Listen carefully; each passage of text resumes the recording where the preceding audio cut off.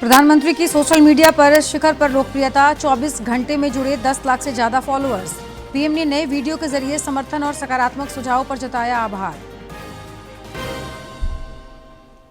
राज्य की डिजिटल सुशासन यात्रा में जुड़ा नया अध्याय, विधि पोर्टल 2.0 का शुभारंभ। मुख्य सचिव की अध्यक्षता में सहकारी विकास समिति की हुई बैठक, सहकार से समृद्धि पर चर्चा। राज्य में रेल और यात्री सुविधाओं के विस्तार पर केंद्र सरकार का फोकस। इस वर्ष 1 अप्रैल तक 10 नई रेल लाइन और 26 रेल लाइन दोहरीकरण प्रोजेक्ट समेत 36 परियोजनाएं हुई मंजूर। और रांची में भगवान जगन्नाथ की घुरती रथ यात्रा आज। महाप्रभु भाई बहन के साथ लौटेंगे मुख्य मंदिर, मौसी बाड़ी से करेंगे प्रस्थान। श्रद्धालुओं में उत्साह।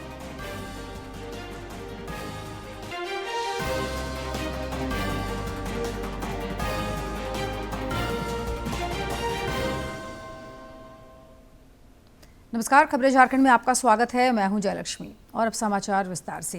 प्रधानमंत्री नरेंद्र मोदी की सोशल मीडिया पर लोकप्रियता शिखर पर है और फॉलोअर्स की संख्या भी तेजी से बढ़ रही है। पेपर लीक मुद्दे से जुड़े उनके वीडियो को अब तक 30 करोड़ 30 लाख से अधिक बार देखा जा चुका है। यह पहले 24 घंटे में सबसे अधिक देखा जाने वाला वीडियो है। इधर श्री मोदी से पिछले 24 घंटे के दौरान इंस्टाग्राम पर 10 लाख से ज्यादा फॉलोअर्स जुड़े हैं। प्रधानमंत्री ने एक नया वीडियो जारी कर इस अपार समर्थन और सुझावों के प्रति आभार जताया है। पेपर लीक पर प्रधानमंत्री के गुरुवार वाले वीडियो पर देश भर से मिले व्यापक जन समर्थन और सकारात्मक सुझावों के बाद प्रधानमंत्री ने कल देर रात जारी अपने एक नए वीडियो संदेश में देश के युवाओं का आभार जताया। सोशल मीडिया पर प्रधानमंत्री की लोकप्रियता में लगातार इजाफा होता जा रहा है। प्रधानमंत्री के नए वीडियो को देश और दुनिया भर से जबरदस्त समर्थन और प्रतिक्रिया मिली है। वीडियो वायरल होते ही केवल 24 घंटे में ही पीएम मोदी के इंस्टाग्राम हैंडल पर 10 लाख से ज्यादा नए फॉलोअर्स जुड़ गए हैं। दरअसल प्रधानमंत्री ने गुरुवार की देर रात एक वीडियो संदेश जारी कर देश के युवाओं और आम लोगों को भरोसा दिलाया था कि पेपर लीक के मुद्दे पर सरकार कड़ी कार्रवाई करने के पक्ष में है। Thank you friends. कल देर रात आपसे मिलने का मौका मिल गया। मेरे जो वीडियो पोस्ट किया था उसको जिस प्रकार से आपने रिस्पॉन्ड किया, सकारात्मक सुझाव दिए, थैंक्स टू एवरीबॉडी। ये आपका प्यार बना रहेगा, हमारा नाता और अधिक सक्रियता से जुड़ता रहेगा। थैंक यू दोस्तों।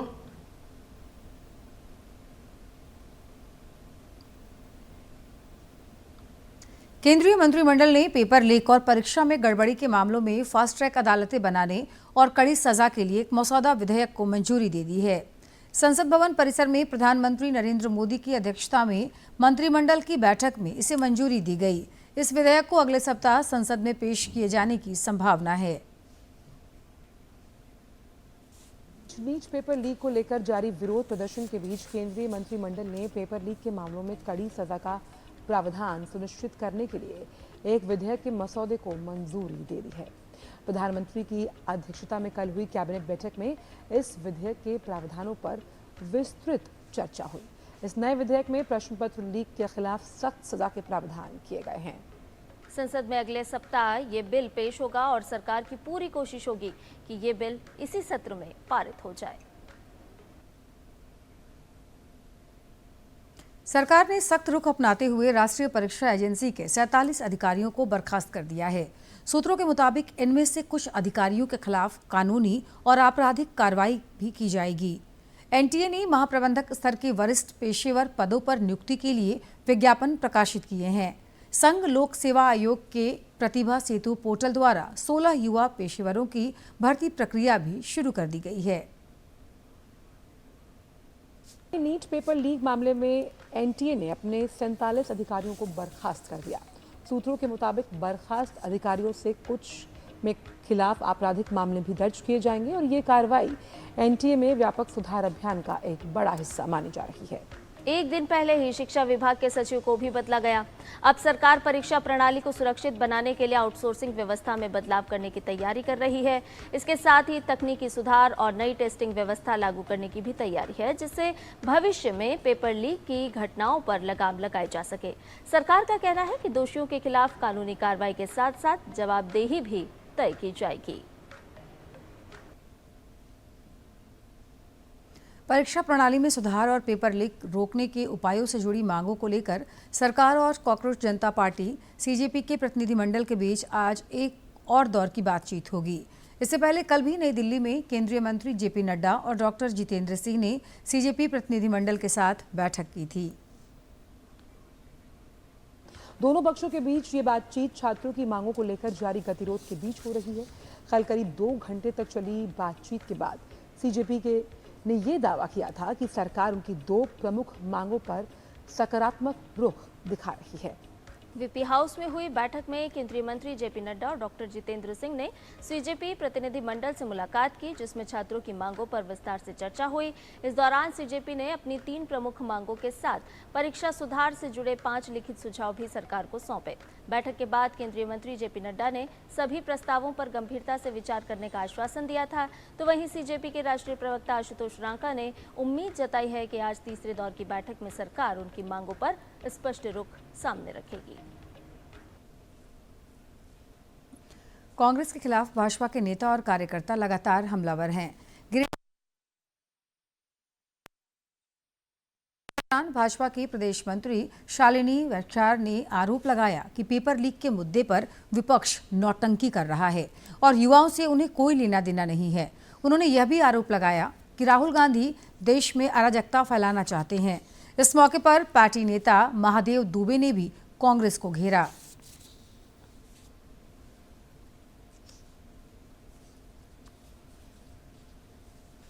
जैसे पद तो देश के जनता के लिए होते हैं और वो सभी के प्रधानमंत्री, और जिस तरह के उत्कृष्ट राहुल गांधी ने उस दिन किया है, प्रधानमंत्री आवास में जबरदस्ती घुसकर अपना विरोध प्रदर्शन करने का प्रयास किया है। नीट छात्रों के ये जो विषय है उसको जानबूझकर ये लोग गलत दिशा में ले जाने का प्रयास कर रहे हैं। राहुल गांधी को यह मान लेना चाहिए कि भारत की जनता ने उन्हें नकार दिया है। विधानसभा का मानसून सत्र 6 अगस्त से 12 अगस्त तक चलेगा। राज्य मंत्रिपरिषद इसे औपबंधिक कार्यक्रम को मंजूरी प्रदान कर चुकी है। 7 अगस्त को विधानसभा के पटल पर अनुपूरक बजट पेश किया जाएगा। इस बार मानसून सत्र में कुल 5 कार्य दिवस होंगे। इस दौरान अनुपूरक बजट के अलावा सरकार कुछ अन्य विधायी कार्यों को निपटाना चाहेगी।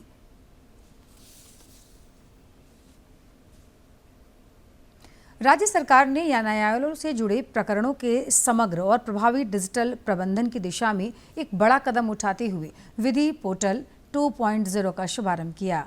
झारखंड उच्च न्यायालय के कॉन्फ्रेंस हॉल में कल आयोजित कार्यक्रम में महाधिवक्ता रोहिताश्य राय ने पोर्टल का उद्घाटन किया। नए पोर्टल के जरिए विभिन्न विभागों, विधि विभाग, महाधिवक्ता कार्यालय और सरकारी अधिवक्ताओं को एकीकृत डिजिटल मंच पर जोड़ा गया है। पोर्टल के इस संस्करण में 20 से अधिक नई सुविधाएं जोड़ी गई हैं।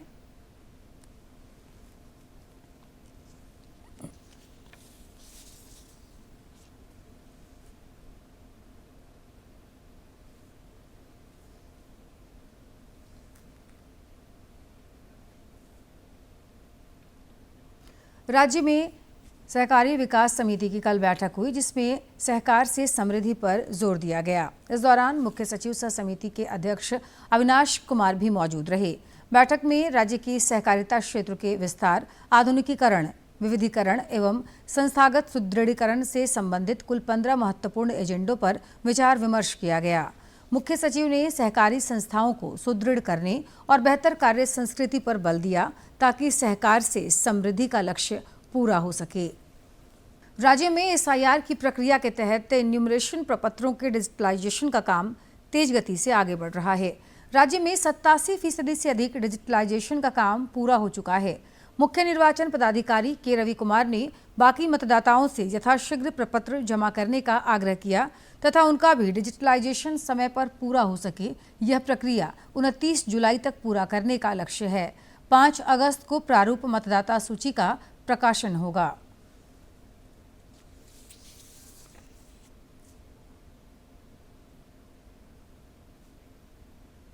नई दिल्ली के अंबेडकर इंटरनेशनल सेंटर में विश्व मांगल्य सभा द्वारा वार्षिक प्रबोधन बैठक का आयोजन हुआ।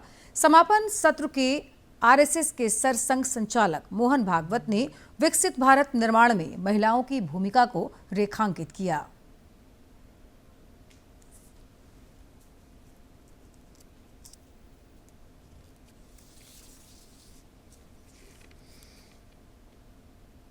सृष्टि जो आदिकाल से उसके प्रारंभ से जो चलती आई है वो तो मातृत्व के आधार पर ही तो चलती है। हर जीव की नई उत्पत्ति होती है तो उसमें मातृत्व आता ही है, माता रहती ही है। सृष्टि का सृजन, संवर्धन, पोषण ये बिना मातृत्व के संभव नहीं है। झारखंड में रेल और यात्री सुविधाओं के विस्तार पर केंद्र सरकार का विशेष ध्यान है। पिछले 11 वर्षों के दौरान केंद्र सरकार ने राज्य को कई रेल परियोजनाओं की सौगात दी है, जिससे कनेक्टिविटी में अभूतपूर्व सुधार हुआ है। रेल मंत्री अश्विनी वैष्णव ने राज्यसभा सांसद परिमल नाथवानी के एक सवाल के लिखित जवाब में बताया कि इस वर्ष 1 अप्रैल तक झारखंड में 10 नई रेल लाइन और 26 दोहरीकरण प्रोजेक्ट समेत 36 रेल परियोजनाओं को मंजूरी प्रदान की गई है। रेलवे द्वारा झारखंड में कनेक्टिविटी और सुविधाओं को बेहतर बनाने के लिए भारी भरकम निवेश किया जा रहा है।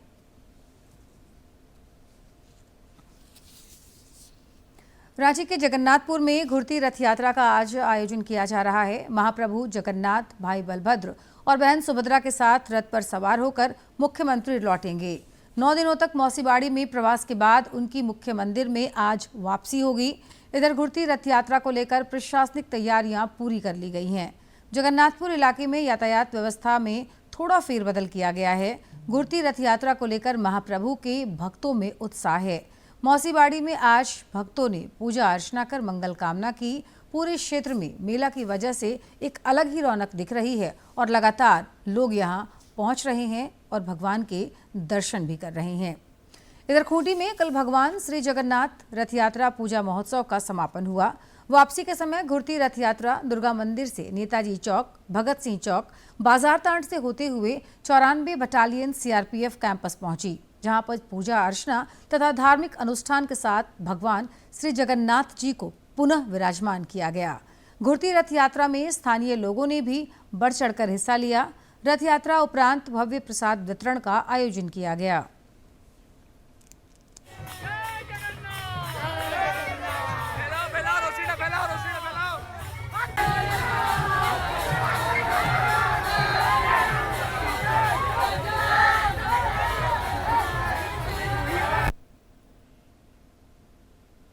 देवघर और दुमका में विश्व प्रसिद्ध राजकीय श्रावणी मेले की तैयारियां जोरों पर है। प्रशासन और मंदिर प्रबंधन समिति का श्रद्धालुओं की सेवा, सुविधा और सुरक्षा पर फोकस है। इधर राज्य के पर्यटन मंत्री सुदिव्य कुमार आज देवघर में श्रावणी मेले की तैयारियों का जायजा लेंगे। इस संबंध में उच्च स्तरीय बैठक बुलाई गई है।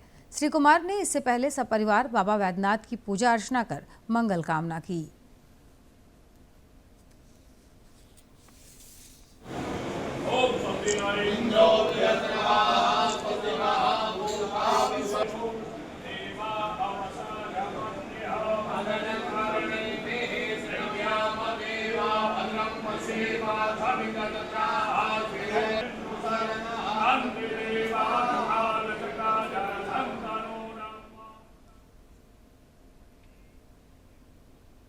इधर देवघर स्थित बाबा वैद्यनाथ मंदिर में दान पात्र को खोला गया, जिसमें 17,67,086 रुपए प्राप्त हुए। इसके अलावा दान पात्र से $21, 17 रियाल और 1630 नेपाली रुपया भी मिले।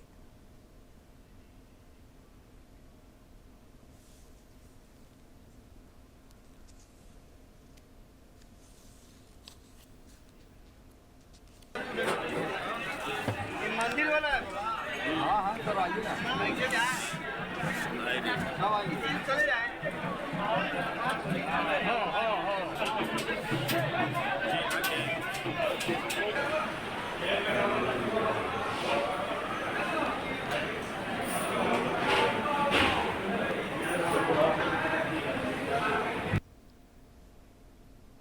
और अब देखते हैं राज्य से कुछ अहम खबरें फटाफट अंदाज में।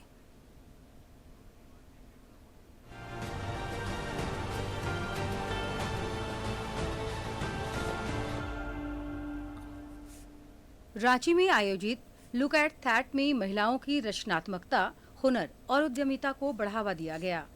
कार्यक्रम में स्थानीय व्यवसायों को प्रोत्साहित करने के साथ महिलाओं की आत्मनिर्भर बनने की दिशा में महत्वपूर्ण संदेश दिया गया। हजारीबाग में आयोजित जनता दरबार में आमजन की समस्याएं सुनी गईं।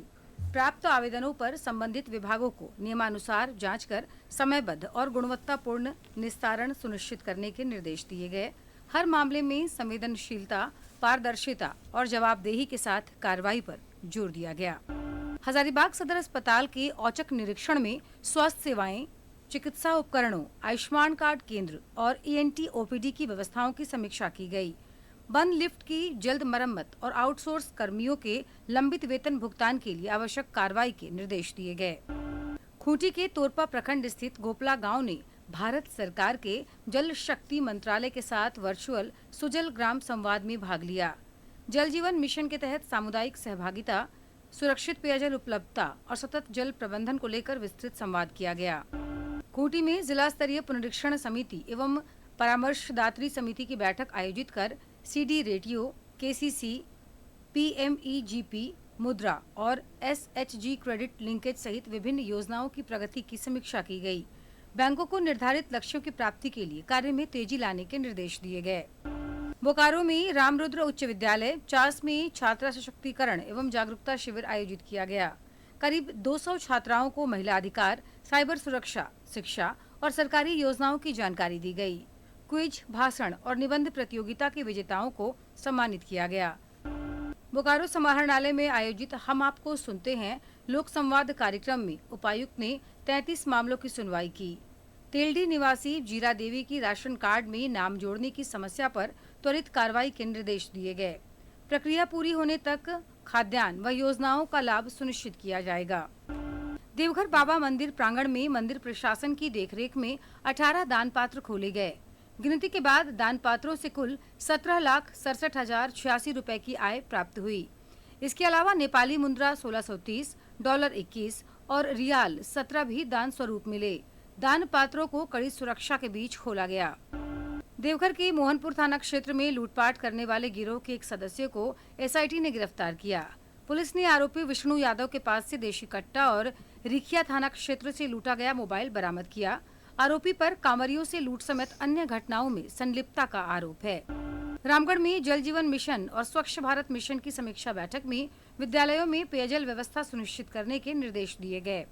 रेन वाटर हार्वेस्टिंग की प्रखंडवार प्रतिवेदन, लंबित नल कनेक्शन पूर्ण करने और लापरवाह संवेदकों पर कड़ी कार्रवाई के निर्देश दिए गए।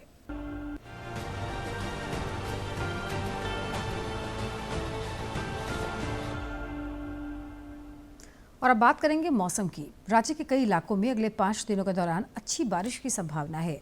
पिछले 24 घंटे के दौरान सिमडेगा में सर्वाधिक 120 मिलीमीटर बारिश रिकॉर्ड की गई।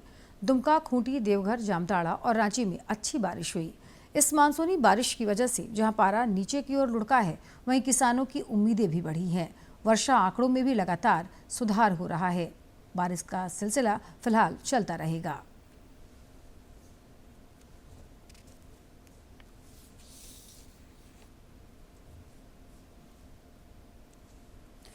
ग्लासगो राष्ट्रमंडल खेलों में भारत ने अपना पहला पदक जीतते हुए खाता खोल लिया है। झंडू कुमार ने पैरा भारोत्तोलन की पुरुष हैवीवेट स्पर्धा में कांस्य पदक जीतकर देश को गौरवान्वित किया है। ग्लासगो राष्ट्रमंडल खेलों में भारत का खाता खुल गया है। पैरा पावर लिफ्टर झंडू कुमार ने पुरुषों के हैवीवेट वर्ग में भारत को पहला पदक दिलाया। पुरुष हैवीवेट प्रतियोगिता में झंडू कुमार ने अपने पहले प्रयास में 181 किलोग्राम वजन सफलतापूर्वक उठाया। इसके बाद दूसरे प्रयास में 190 किलोग्राम वजन उठाकर अपने प्रदर्शन में और सुधार किया। उनके सर्वश्रेष्ठ प्रयासों के आधार पर उन्हें 130.9 अंक मिले और वे शीर्ष स्थान पर बने रहे और एक समय स्वर्ण पदक जीतने के करीब थे। लेकिन नाइजीरिया के रिलुवान इदरीस और इंग्लैंड के मैथ्यू हार्डिंग ने बेहतर प्रदर्शन करते हुए उन्हें तीसरे स्थान पर ला दिया।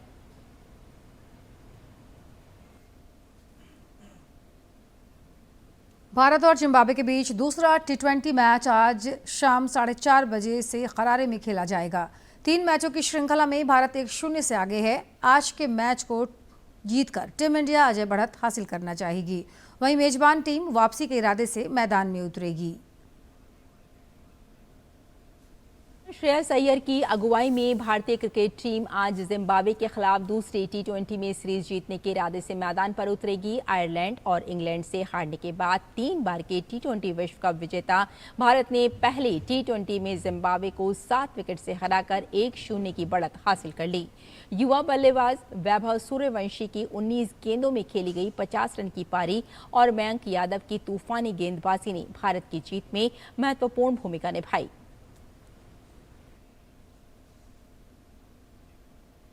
प्रधानमंत्री नरेंद्र मोदी कल मन की बात कार्यक्रम के माध्यम से देश विदेश के लोगों के साथ विचार साझा करेंगे। मन की बात कार्यक्रम कई जन आंदोलनों का वाहक बना है। झारखंड में भी यह कार्यक्रम बेहद लोकप्रिय है। दुमका समेत कई जिलों में कल व्यक्तिगत और सामूहिक रूप से इसके श्रवण की तैयारी है। आखिरी रविवार जब बजते हैं सुबह के 11, एक साथ होता है पूरा देश सुनने मन की बात। मेरे प्यारे देशवासियों, नमस्कार। मन की बात में आप सबका स्वागत है। यह होती है मैं नहीं हम की बात, सामूहिकता की शक्ति के साथ मोदी जी के साथ देश का संवाद और जन जन से सीधा जुड़ाव। साथ आते हैं करोड़ों दिल और होती है देश के छोटे कस्बों गांव में उभरते इनोवेटिव आइडियाज की बात। अपनी सेवा से समाज बदलने में जुटे साइलेंट हीरोज की बात। भाषा और परंपरा, विज्ञान और विरासत की बात। विदेश में भारतीय संस्कृति की बात। अन्नदाता की मेहनत, नारी शक्ति की लगन, खेल का जज्बा, युवाओं की आकांक्षा, भारतीय श्वान से लेकर पेड़ और प्रकृति की बात, योग और आयुर्वेद से आरोग्य की बात, स्वच्छता से लेकर हर घर तिरंगा की बात। आत्मनिर्भर बनते, विकसित होते, विश्व बंधु भारत की बात। मन की बात, जिसमें है एक भाव, नेशन फर्स्ट, जहां हर कहानी बनती है किसी और के लिए हौसला। बात देश की, सबके मन की। मेरे लिए मन की बात ये एक कार्यक्रम नहीं है। मेरे लिए एक आस्था, पूजा, व्रत है। तभी तो रहता है इंतजार आए महीने का आखिरी रविवार और देश कहे चलो सुने मन की बात, आकाशवाणी और दूरदर्शन के नेटवर्क पर। और अब जानते हैं किन बातों के लिए इतिहास के पन्नों में आज का दिन खास है।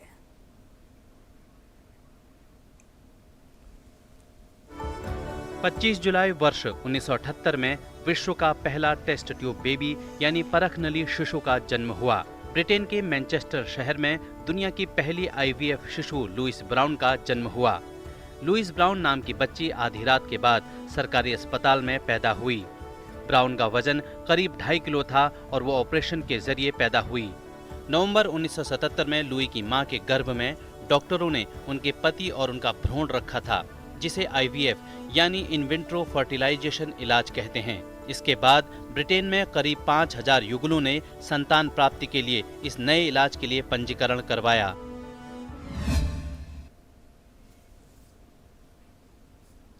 कल्पतरु को भारतीय परंपरा में देव वृक्ष माना गया है। धार्मिक मान्यताओं के साथ साथ यह वृक्ष पर्यावरण और औषधीय गुणों के लिए बेहद महत्वपूर्ण है। झारखंड में एक युवा ने कल्पतरु संरक्षण को अपना मिशन बना लिया है। निखिल मेहुल को अब लोग कल्पतरु मैन के नाम से जानते हैं, जो रांची को कल्पतरु सिटी बनाने के अभियान में जुटे हैं।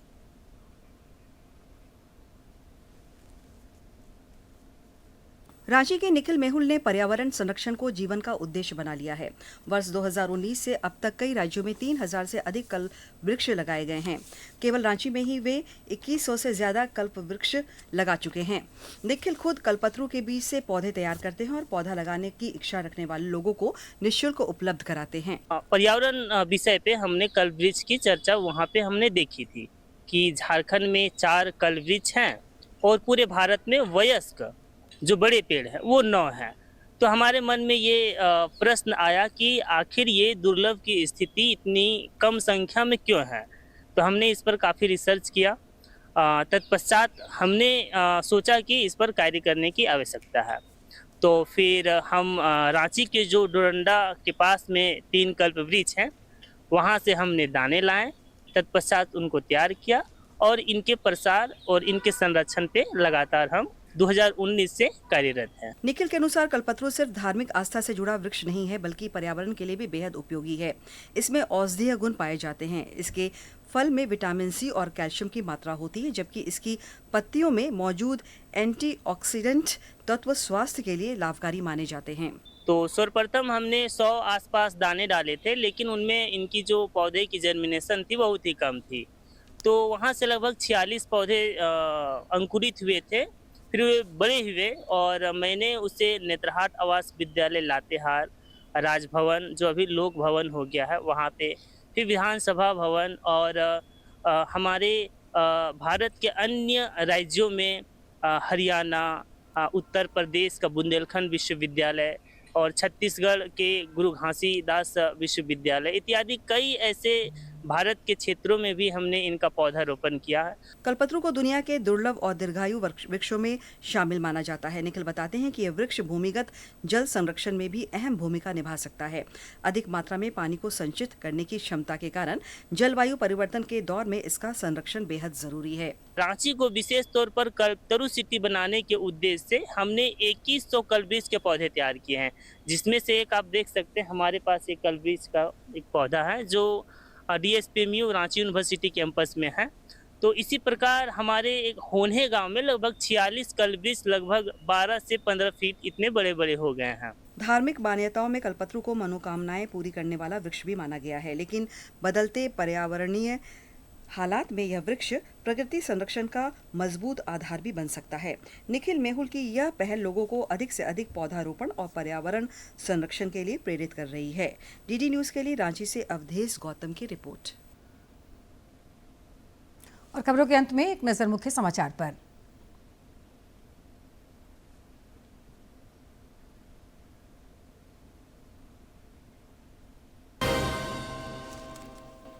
प्रधानमंत्री की सोशल मीडिया पर शिखर पर लोकप्रियता, 24 घंटे में जुड़े 10 लाख से ज्यादा फॉलोअर्स। पीएम ने नए वीडियो के जरिए समर्थन और सकारात्मक सुझावों पर जताया आभार।